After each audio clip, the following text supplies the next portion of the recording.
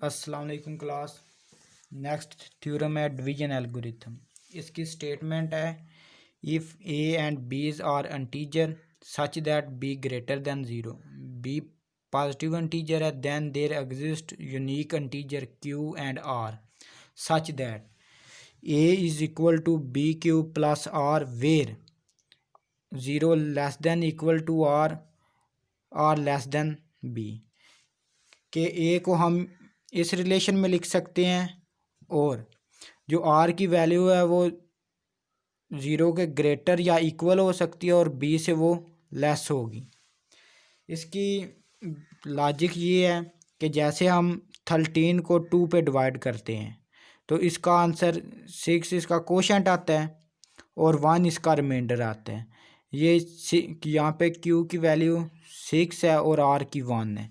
ये वैल्यू यहाँ पे बी की वैल्यू 2 है, B is equal to 2।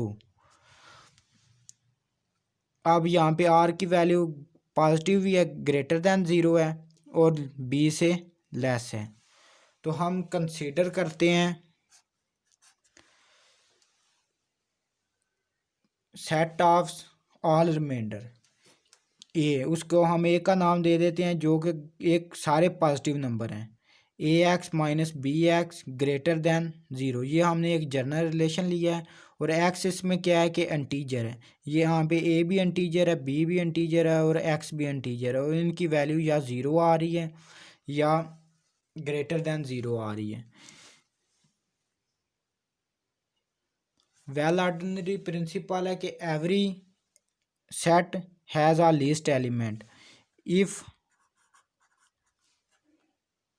0 belongs to A, then 0 is least element. अगर ज़ीरो सेट से बिलोंग करता है तो इसमें जो लीस्ट एलिमेंट है वो ज़ीरो होगा, क्योंकि इस सेट ये जो सेट है इसमें या तो ज़ीरो आएगा या ज़ीरो से बड़े नंबर आएंगे। अगर ज़ीरो इसमें से बिलोंग करता है तो ज़ीरो लीस्ट एलिमेंट होगा। If 0 does not belongs to A, then there exist a least element।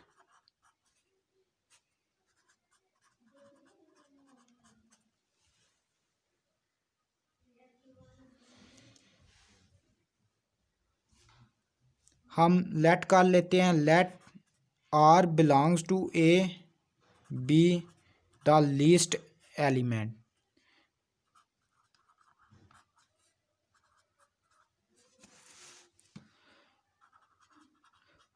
अब हमने लेट ये किया है कि जो आर है वो एक लीस्ट एलिमेंट है। इससे जो सेट ए है इसमें जो सबसे छोटा एलिमेंट है वो आर है, इससे छोटा एलिमेंट सेट ए में नहीं एग्जिस्ट कर रहा। तो अब हम इसको लिख लेते हैं, r is equal to a x minus b where r greater equal to zero. अब यहाँ पे एक्स है जो वो हमने जर्नल लिखा है तो हम एक्स को क्यू से रिप्लेस कर देते हैं।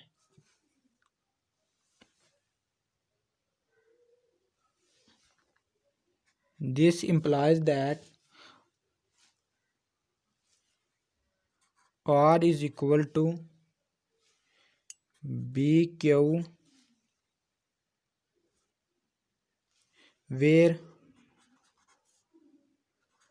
Are greater equal to zero. यहाँ से ए की वैल्यू आ जाएगी a is equal to r plus b Q.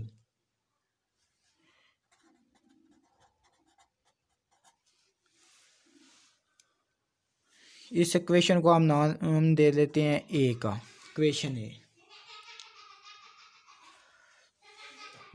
अब हमने एक चीज़ तो प्रूव कर दी कि आर ग्रेटर दैन या इक्वल टू ज़ीरो है। अब हम प्रूव करेंगे कि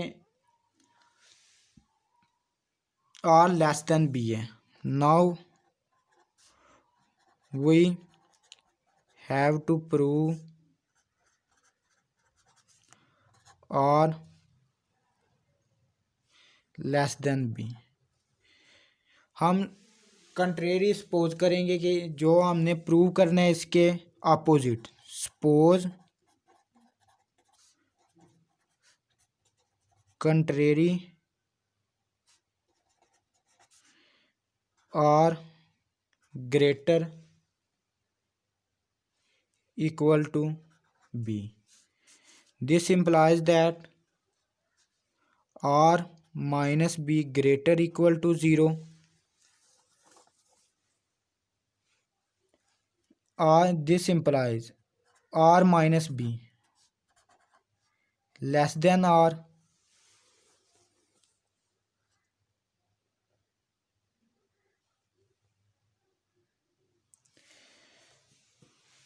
तो r जो है वो हमने सपोज किया था कि जो लीस्ट एलिमेंट है इससे छोटा एलिमेंट सेट ए में एग्जिस्ट नहीं करता,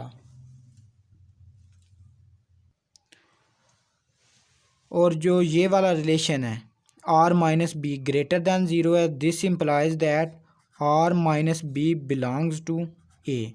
लेकिन हमने सपोज क्या किया था कि r माइनस बी वो ए से बिलोंग कर रहा है, लेकिन ये r माइनस बी की वैल्यू r से लेस है, तो r हमने लीस्ट एलिमेंट लिया था। तो अगर लीस्ट एलिमेंट हो तो ये इसमें एग्जिस्ट नहीं करेगा, लेकिन ये इस सेट में एग्जिस्ट कर रहा है क्योंकि इसकी value greater equal to zero आ रही है। दिस इम्प्लाइज दैट कि जो हमने सपोज किया था वो रॉन्ग सपोजिशन थी।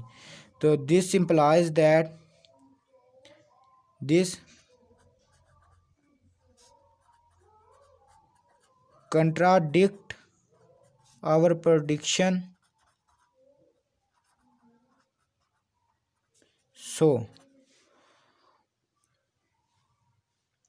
r less than b।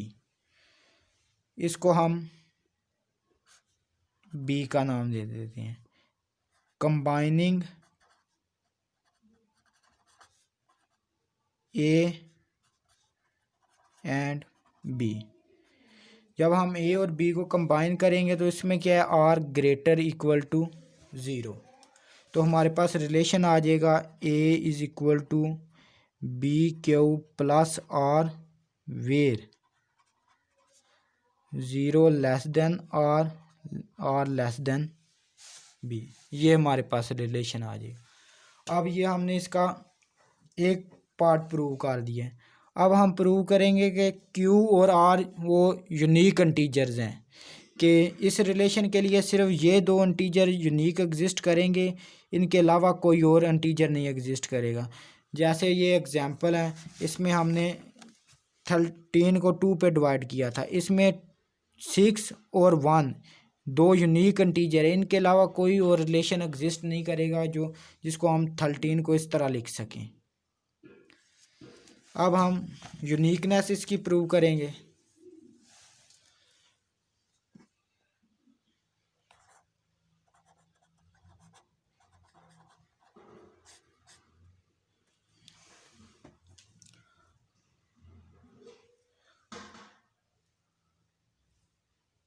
उसके लिए हम सपोज कर लेंगे if a and b are integers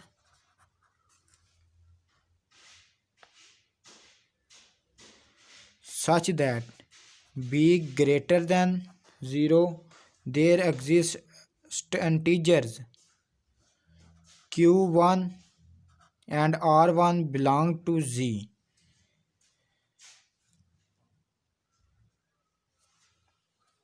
such that a is equal to b q1 r1 where 0 less than equal to r1 less than b। अब इसमें हमने integers suppose किए हैं q1 और r1। अगर ये हमने अब प्रूव बेसिकली ये करना है कि अगर q1 और r1 की वैल्यूज़ क्यू और आर के इक्वल है कि Q1 क्यू के इक्वल है और R1 के आर के इक्वल है, तो फिर ये यूनिक इंटीजर्स हो जाएंगे।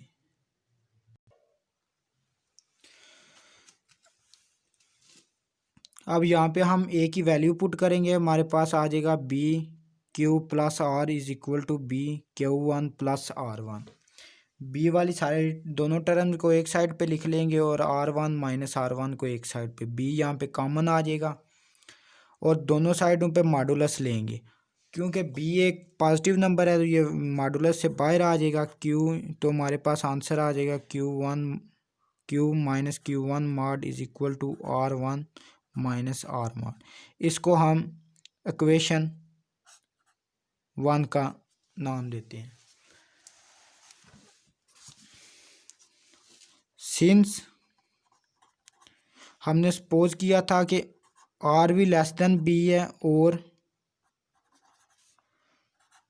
R1 भी लेस देन बी है, तो this implies R1 minus R mod less than B.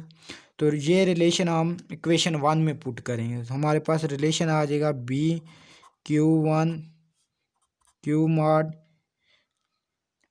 Less than b. ये बी कैंसिल हो जाएंगे, हमारे पास फाइनल रिलेशन आ जाएगा Q minus Q1 mod less than 1।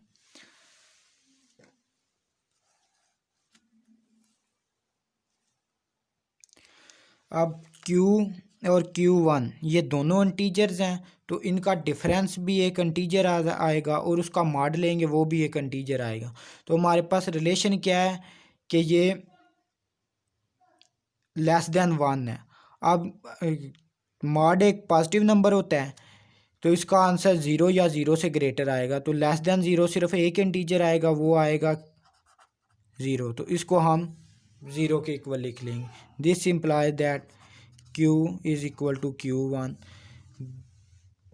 तो ये प्रूव हो गया कि Q एक यूनिक इंटीजर है कि Q1 और Q इक्वल है। अब हमने प्रूव करना है कि R और R1 भी इक्वल है, तो Q1 की वैल्यू ये हम इक्वेशन 1 में पुट करेंगे, तो हमारे पास रिलेशन आ जाएगा R1 is equal to R।